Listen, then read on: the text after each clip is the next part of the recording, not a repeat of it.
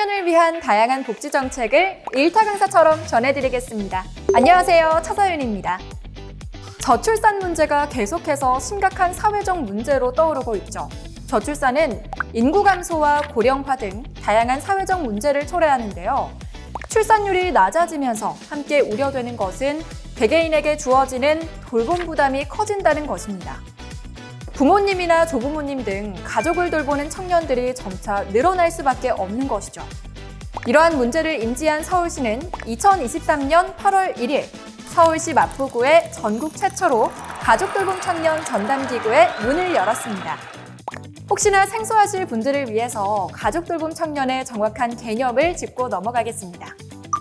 가족돌봄 청년은 장애, 신체, 정신의 질병 등의 문제를 가진 가족을 돌보면서 실질적인 가장 역할을 하는 만 14세에서 34세의 청년을 말합니다. 서울시가 시행한 가족돌봄 청년 실태조사에 따르면 서울에는 900명의 가족돌봄 청년들이 돌봄, 생계 부담 등 경제적, 심리적 고충 등을 겪고 있고요. 가족 구성원 간 관계, 문화 여가 활동, 기초생활 등의 어려움을 느끼는 것으로 나타났는데요. 이 중에서도 돌봄으로 인한 경제적 어려움과 주거비 부담을 가장 크게 느낀다고 답했습니다. 하지만 외부 지원에 대한 인지도를 물었을 때는 전혀 모름 또는 들어본 적 있으나 잘 모름이라고 응답한 비율이 76%에 달했습니다.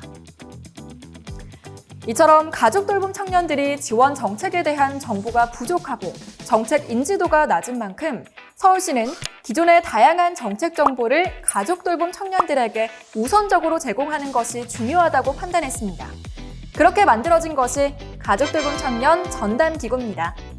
마포구 서울복지재단에 설치된 가족돌봄 청년 전담기구에서는 가족돌봄 청년의 심리 상태를 비롯해 소득과 돌봄 생활 등을 토대로 맞춤형 상담을 제공하고요. 필요한 정책으로 연계해주거나 각종 서비스 신청을 지원합니다.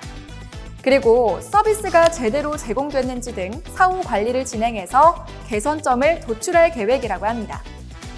또 한국토지주택공사, 민간복지법인 등과 협력해서 주거비와 생계비, 통신요금, 의료비 등을 지원하고요. 교육청, 동주민센터, 병원 등과 협력해서는 지원 대상을 찾아 전담기구로 안내할 예정입니다. 이에 더해 서울시는 정기적인 실태조사를 3년 주기로 실시하고요. 2024년부터는 자조모임과 청년 간의 온오프라인 교류를 지원해서 가족돌봄 청년들 간의 심리적 고립감을 해소시킬 예정입니다. 지원 대상을 보면 서울시에 거주하면서 장애, 신체, 정신의 질병 등의 문제를 가진 민법 제779조에 따른 가족을 돌보고 있는 만 14세에서 34세의 청소년 혹은 청년이라면 누구든지 상담 신청을 할 수 있고요. 상담은 유선 혹은 대면으로 이루어지며 서울시 복지재단 누리집에서 사전 상담 신청서를 작성하면 됩니다. 신청이 접수되면 초기 상담 후 상담 내용에 따라 관련 정책이나 정보를 안내하고요. 서비스 및 후원을 연계하는 형태로 진행됩니다. 도움이 필요한데 정책에 대해 몰라서 혹은 어떻게 신청하면 되는지 몰라서 지원을 받지 못했던 가족돌봄 청년들, 이제는 서울시 가족돌봄 청년 전담기구를 통해서 복지 서비스에 좀 더 쉽고 효과적으로 다가갈 수 있을 것 같네요. 도움이 필요한 서울시 가족돌봄 청년이라면 꼭 상담을 신청해서 어려움을 헤쳐나가는 데 든든한 도움을 얻을 수 있었으면 좋겠습니다.